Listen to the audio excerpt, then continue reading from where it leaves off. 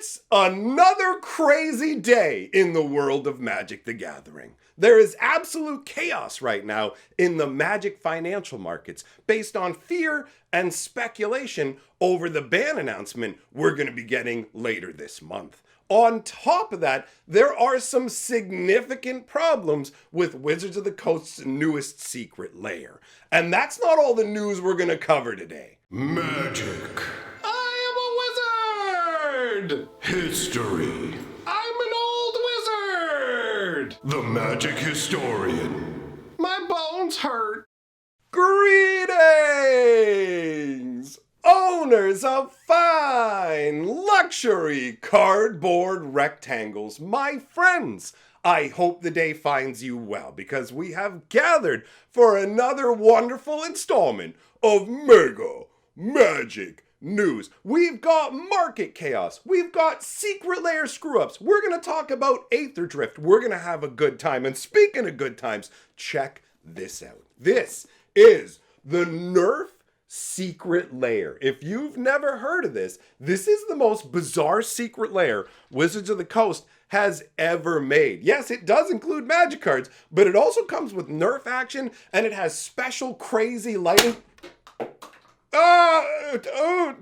That was on purpose, guys. I totally meant to do that. Those limited edition darts that are in here mean nothing to me. That absolutely was not an accident. That was intentional. Well, anyways, you know what? Now I'm getting sidetracked. So I opened this up last night on a live stream, and that is available over on my live stream archive. So if you want to see the cards that come in it, everything in glorious detail, the little darts that I fired off up close, you can check that out. There's also additional fun over there in the form of me trying some new Christmas treats like peppermint eggnog, which was abysmal. But either way, I will leave a link pinned in the top of the comment section for you to go and check that out if you specifically want to see the Nerf secret lair and that goodness and some rare Magic comics and stuff. That happens about midway through the live stream. All right, so now that that has been discussed and I have some extra work cleaning up afterwards, I really hope one of those darts didn't fly somewhere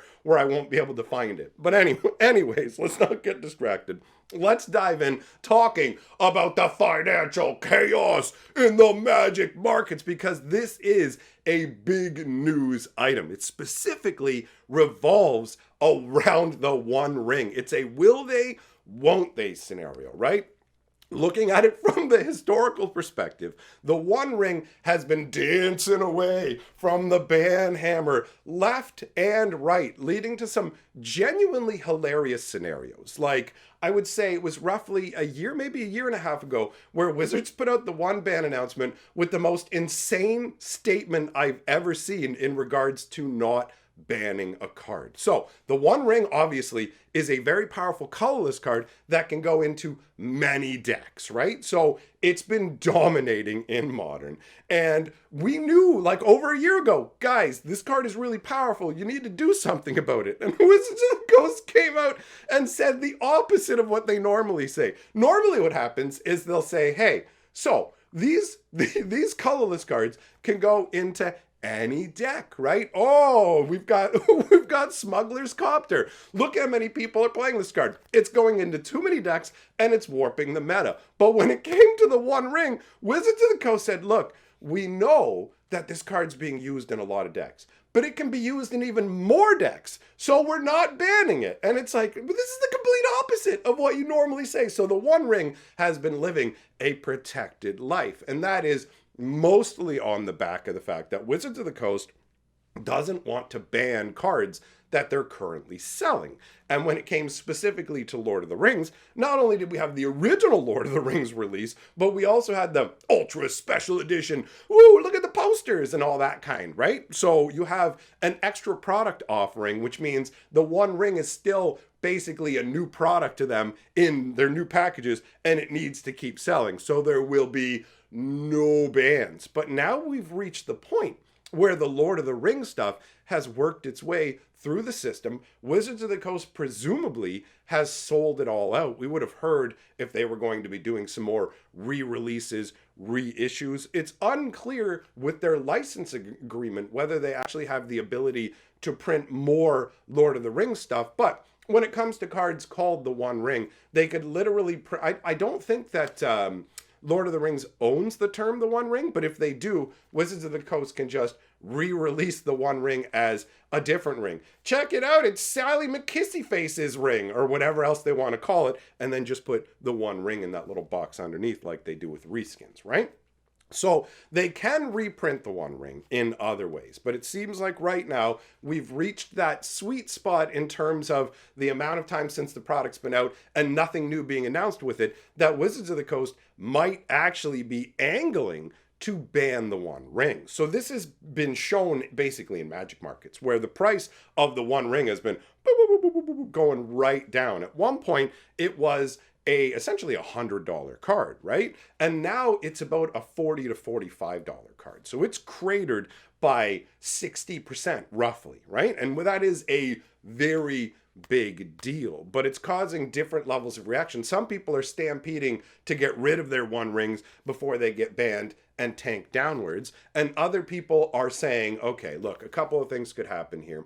They ban the One Ring and it tanks, or they don't ban the One Ring and it rebounds from this price cratering. So there are people who are snagging up copies of the One Ring thinking, hey, you know what? Ultimately, if they don't ban it, I'm going to be making out like a bandit. And it is still usable in the oldest formats like Legacy, and you can use it in Commander too. So it's not like when they banned, for example, Jewel Lotus, and all of a sudden you just have a dead duck that you can't do nothing with. May as well be a blank card. But either way, it's causing massive waves in the financial community, and it is interesting to see. Also, thinking about them banning the One Ring is interesting because the most expensive Magic card that exists is the One Ring, right? And turning around and going, oh, look at that card Post Malone bought. We're banning it. You can't use it. Get it out of here. But again, that isn't in every format. So we don't know 100% whether this is going to happen. Wizards of the Coast seems to have changed their perspective on just dumping crazy power straight into Modern. It remains to be seen whether they intend to continue doing Modern Horizons sets, because obviously the most recent Modern Horizons has completely changed the nature of things. So it might turn out that what happens is Wizards of the Coast cares very much about the secondary market of cards, and obviously you buying new packs. But if them making new direct-to-modern products is essentially bottlenecking it to the point where you have to buy the new stuff, but it obliterates a ton of secondary market value on all these extra cards. Well, now Wizards can't reprint the earlier stuff for Modern as this, let's use this to juice a secret lair. Let's put these as bonus cards into whatever different products, right? Because when you put bonus cards in from different sets, that like the reprints, it has a genuine effect on the product. For example, Unfinity is the most well-selling unset ever made. But that's not because of the space style set that they gave it, and it's not because it's an unset. It's because they made special edition Shocklands and put them in the product. That is ultimately the main reason that the product succeeded at all. So they have to play this game of, yo, we want to keep influencing Modern? Because they've changed what they're doing. All the Universe Beyond sets going forwards are all going to be entering Standard, where the One Ring came from the Universe Beyond Lord of the Rings set, which went directly to Modern. So have we actually reached the point where Wizards of the Coast is stopping with the direct to Modern stuff altogether, or is it just going to be one Modern Horizon set a year? It's a very interesting question. It also raises the other aspect of, hey, what's going to go on with Standard? The fact that they're making Universe Beyond stuff and putting it straight into Standard, but they're still going to want it to affect Modern and other formats, because that is one of the underpinnings of the Fire design concept that they use. So you end up looking at it and going, okay, they want these cards to reach into multiple formats. Are they going to say, we're not making these sets direct to Modern at all anymore, but we are amping up the power level of Standard? But either way, this is a situation where there is a ton of activity around the One Ring. There's a lot of financial stuff that I don't really touch on because there's little spikes here or there. Like, for example, if you wanted to talk about finance, Patchwork Banner was a pretty expensive uncommon from Bloomborough. It was getting up to being like a $5 or $6 uncommon, maybe even more. But because they put it in those tins that I mentioned in the last video, now all of a sudden it's coming back down to earth.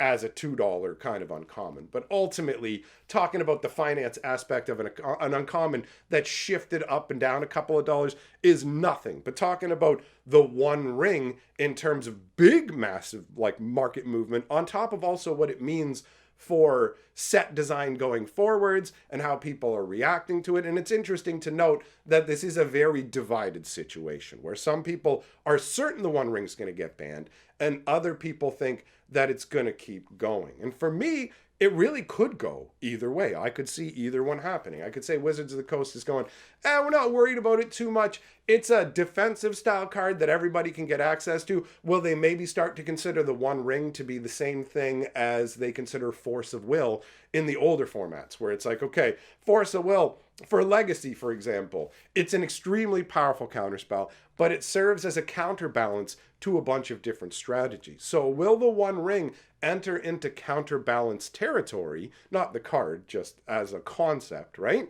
So is it going to become a counterbalance to all the problems in Modern where they just go, let's leave it in because then we can make even more bonkers stuff and the One Ring will be there to stop it? It is a very bonkers card. Obviously, they pushed it very hard for the One Ring release, and it does make me wonder what that means for things like the Spider-Man set, where is there going to be some ultra-powered web slinger? I'm gonna goo your face, big boy! Like, what sort of craziness? We're going into the craziest year of Magic ever. 2025 is gonna be absolutely wild, right? So, ultimately, that wraps up what we have to talk about with the One Ring. I can't say for sure whether it's going to go up or going to go down. Both feel like reasonable perspectives. I think that Wizards might want to make some more space in Modern for other things, though. Who knows? We'll have to see. So, ultimately, I would say that I'm like 55% that they'll ban it, 45% that they won't. All right? Now, let's move on to talking about 20 ways to win the secret lair. We actually have multiple items to talk about here. So let's start out with the positive side of things before we talk about the problems. We have the bonus card. Someone has graciously taken a photo of the extra contents of the 20 ways to win. And man, this deck has come out quite quickly, right? Taking a look at the image, you can see they have that special little raccoon life spinner, which is a nice touch. Personally, I like the spin downs.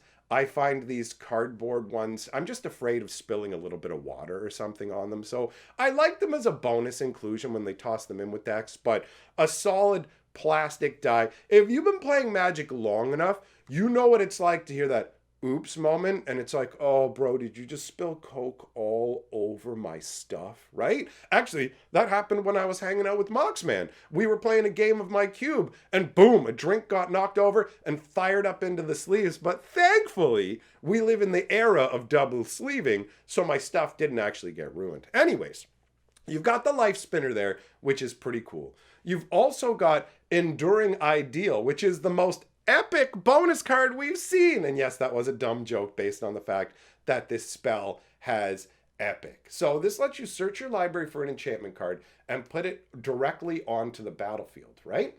And this has epic. So how the spell works is once you cast it, you can't cast any more spells for the rest of the game, but you do get to recast this spell every single turn. So this is from the Kamigawa block originally, and you can just go ahead and keep grabbing different enchantments with this. Ultimately, as a bonus card, it feels kind of wonky because this deck, I should say, has all these different concepts to win, and they're not all based around enchantments. So going and getting an enchantment every turn, if you don't have the right setup, is just going to lead to you losing. Now, one of the things I really liked about this is they included the 20 ways to win master insert. So it says 20 ways to win, master them all. And we get to see the different names of them. So the 20 ways to win with this deck are Forgot Your Sunscreen, win using Approach of the Second Sun. Barbershop Quartet, win using Biovisionary. That one's actually going to be funny for the next news we talk about. Here, Kitty Kitty is win using Felidar Sovereign. Splish Splash is win using Halo Fountain. Storybook Ending is win using Happily Ever After. Tower of Power is win using Helix Pinnacle. Bull in a China Shop, when using Hellkite Tyrant. Well, that doesn't make sense. Bull in a China shop is going to destroy things. The Hellkite Tyrant is just going to hoard them up. A dragon doesn't destroy his treasure. Oh well. Anyways, next name, Notarized, when using Liliana's contract. Liliana made a contract with 4 demons to get her powers back, and Nicol Bolas underwrote that contract, essentially. I guess you could consider him the notary, really. Then we've got Face the Music, when using Miles Aria, Gatecrasher, when using Maze's End, Eighth Wonder, when using Mechanized Production. That one's a little easier to win with this deck, it seems like. A Penny Saved, when using Revel in Riches. Counterpunch, when using Simic Ascendancy. Go the Distance, when using Test of Endurance. Baker's Dozen, when using Triskaidekaphile. Ribbit, when using the 20-toed Toad by having 20 cards in your hand. Ribbit 2, the Ribbiting, when using 20-toed Toad, having 20 counters on him. That's because that guy counts as 2 different win cons. If you want a job done right, win by dealing 21 commander damage to your last opponent. Old Reliable, win by reducing last opponent's life total to 0, and the library is closed. Win when last opponent attempts to draw from an empty library. So, this is one of those little bonuses that I really enjoy. It adds flavor. It explains to you the concept of the deck. These are all the different ways to win. Go ahead and do them all. It's a fun little mini game to include with the actual game of Magic. So this is what I like to see. What I don't like to see is this. Take a look at this picture. Some poor sap got hosed so hard. This is the 20 ways to win deck that you're looking at, friends. Now ask yourself a question.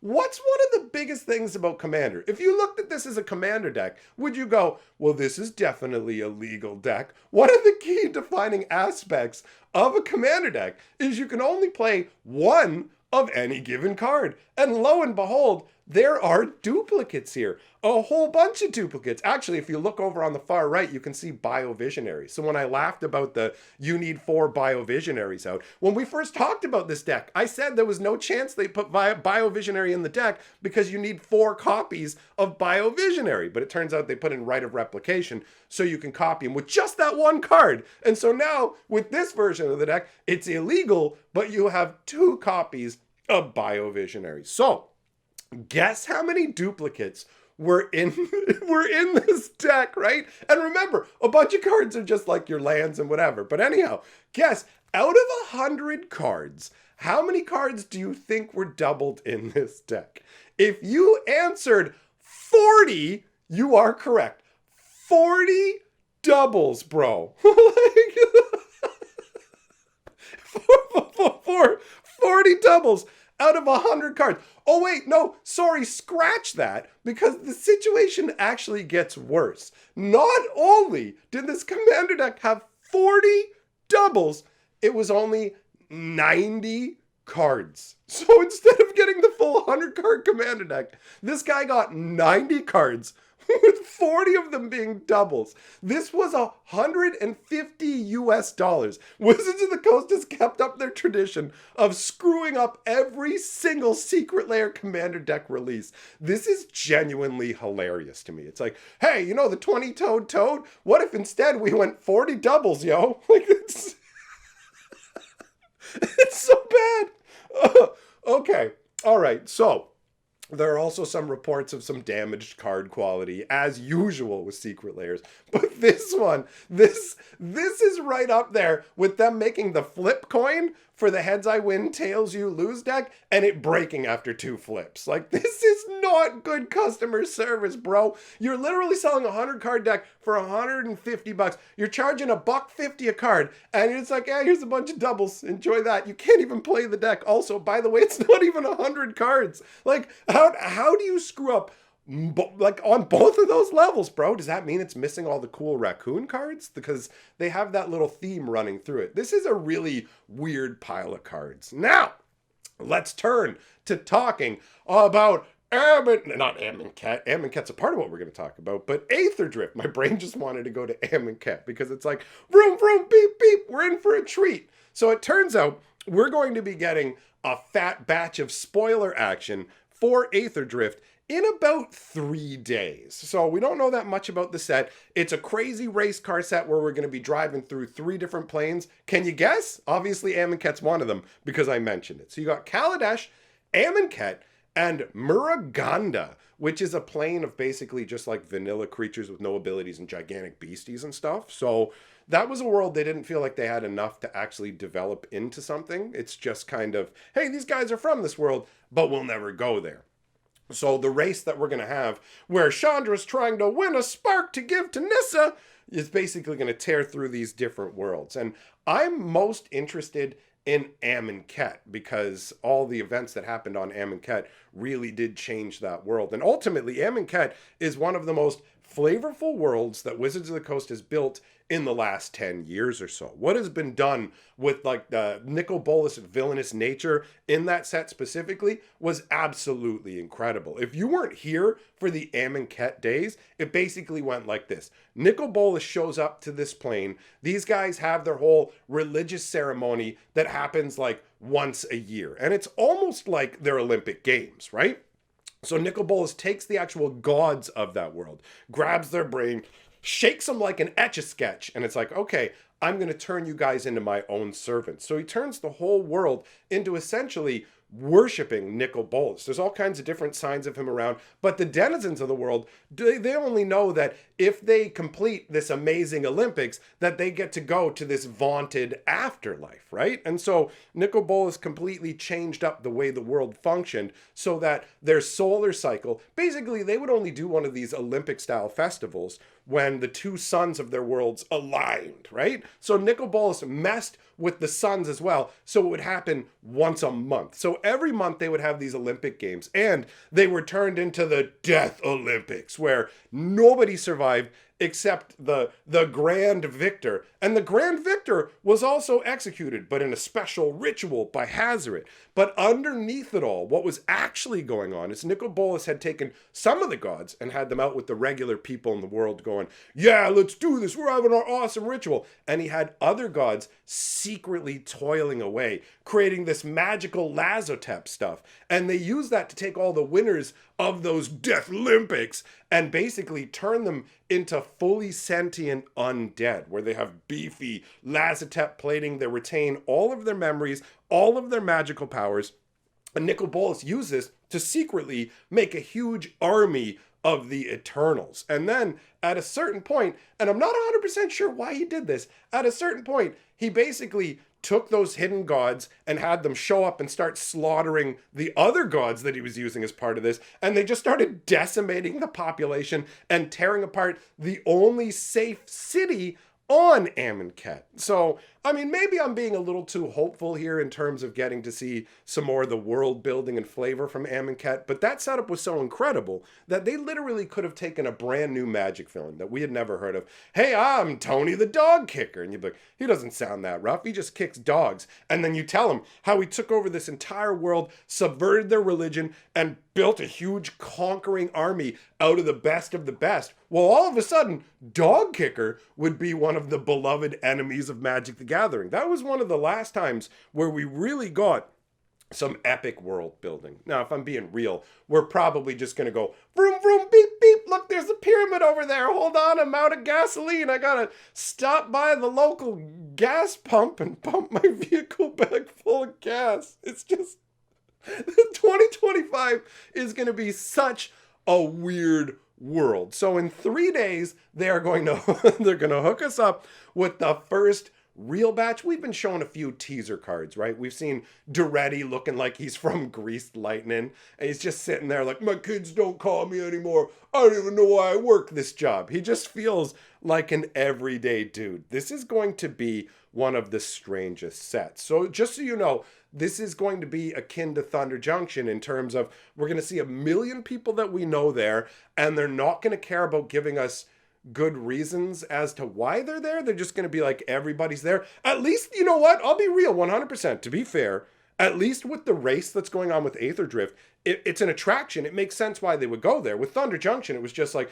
everybody just showed up and built wooden buildings and put on their caps and, ooh, look at my duster, right? So there is that. Somehow, Aether Drift will be a little more coherent than than Thunder Junction was. But either way, come back. If I haven't come back before with new news before then, come back in 3 days so that we can talk about the Aether Drift. Boom, boom, beep, beep, get in my Jeep. I'm R. Kelly who wants to go for a ride in my Hummer. It's so goofy. All right.